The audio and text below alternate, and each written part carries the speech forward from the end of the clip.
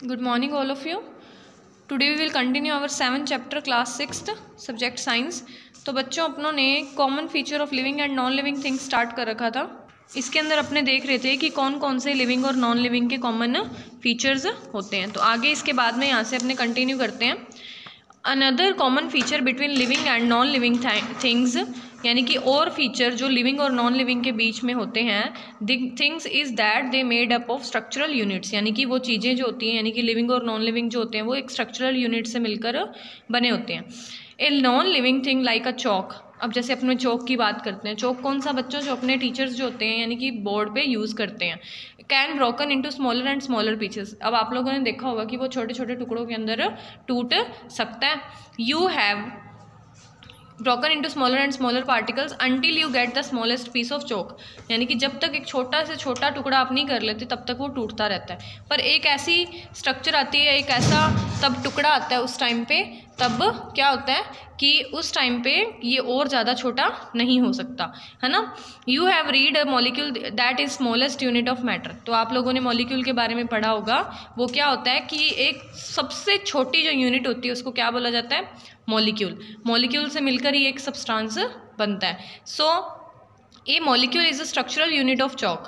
तो अब आप कह सकते हो कि एक स्ट्रक्चरल यूनिट जो है वो चौक की क्या है, molecule. These molecule are the structural unit of non living things. तो अगर अपने नॉन लिविंग थिंग्स की बात करें तो उनकी स्ट्रक्चरल यूनिट क्या कही जाती है, मॉलिक्यूल. तो बच्चों ये आपने याद रखना है.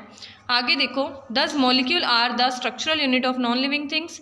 The structural unit of a living thing is a cell. तो बच्चों नॉन लिविंग के लिए अपनों ने मॉलिक्यूल पढ़ा, तो लिविंग के लिए क्या होता है, सेल. ठीक है, यानी कि सेल जो होती है वो सबसे ज़्यादा अपनी बेसिक यूनिट होती है लाइफ की. बच्चों सेल से मिलकर ही अपनी पूरी बॉडी बनती है, ये चीज़ आपने याद रखनी है. तो नॉन लिविंग के लिए तो मॉलिक्यूल हो गए, लिविंग के लिए सेल होगी. आगे देखो, cell vary in a size. Vary, यहाँ पे वेरी का मतलब वो नहीं है बहुत सारे, इस वेरी का मतलब होता है अलग अलग चीज़ें. Cells vary in size and shape. तो सेल्स क्या होती हैं, अलग अलग साइज़ की होती हैं, अलग अलग शेप की होती हैं.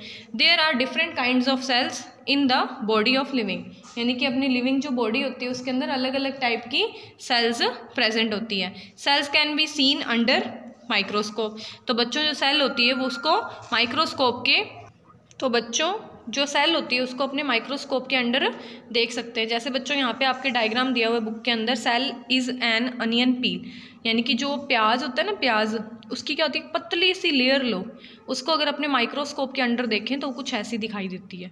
ठीक है, तो ऐसी ये सेल जो होती है मिलकर आपस में, छोटी छोटी यूनिट्स मिलकर आपस में पूरी की पूरी एक स्ट्रक्चर बनाती हैं. आगे देखो, difference between living and non living. अब लिविंग और नॉन लिविंग के बीच में डिफरेंस देखो. Will you able to observe some differences such as movement. अब अपने कुछ चीज़ें देखते हैं, जैसे मूवमेंट करना, इनटेक ऑफ फूड यानी कि खाना अंदर लेना, एक्सक्रीशन जो भी अपनी बॉडी के अंदर चीज़ें डाइजेस्ट नहीं होती उसको अपने एक्सक्रीट करते हैं, यानी कि बॉडी से बाहर निकालते हैं. रेस्पिरेशन करना, रेस्पिरेशन करते हैं ना, अपने सांस लेते हैं क्वाइट ईजिली. तो ये सब चीज़ें अपने सेल्स की मदद से आसानी से कर लेते हैं. We normally recognise a living thing by its activity. अब देखो बच्चों, कोई चीज़ लिविंग है या नॉन लिविंग है तो इसको आप रिकोगनाइज कैसे करते हो, पहचानते कैसे हो. तो कुछ चीज़ें आप देखते हो ना, जैसे आप लोगों को पता है कि आप लोग देखते हो जो चीज़ फिक्स है, यानी कि आप लोगों ने सोचा, जैसे टेबल की बात करें कि जब तक अपने उसको हिलाएंगे नहीं वो हिलेगा नहीं. अगर उसकी ग्रोथ है वो भी नहीं होती, यानी कि जहाँ पड़ा है वो सालों तक वहीं पड़ा रहता है ना. तो कुछ ऐसे करैक्टर होते हैं जिनके बेसिस पे आप कह सकते हो कि कौन सी चीज़ें लिविंग है, कौन सी नॉन लिविंग है. ठीक है, अब अगर आप एक लिविंग को ऑब्जर्व करो, कैसे किसी एनिमल को, तो वो भाग रहा है, चल रहा है, तो वो चीज़ें क्या होती हैं, लिविंग में आती हैं. तो आप ये चीज़ें मेज़र कर सकते हो. But a robot can also walk. पर अगर इन चीज़ों को क्या करते हैं ना कि आप स्पेसिफिक नहीं मान सकते. स्पेसिफिक का मतलब कि फिक्स नहीं है ये कि लिविंग के करैक्टर यही होंगे या नहीं होंगे. तो रोबोट भी चल फिर सकता है पर फिर भी वो लिविंग नहीं है. All living things have same common character that are not present in non living things.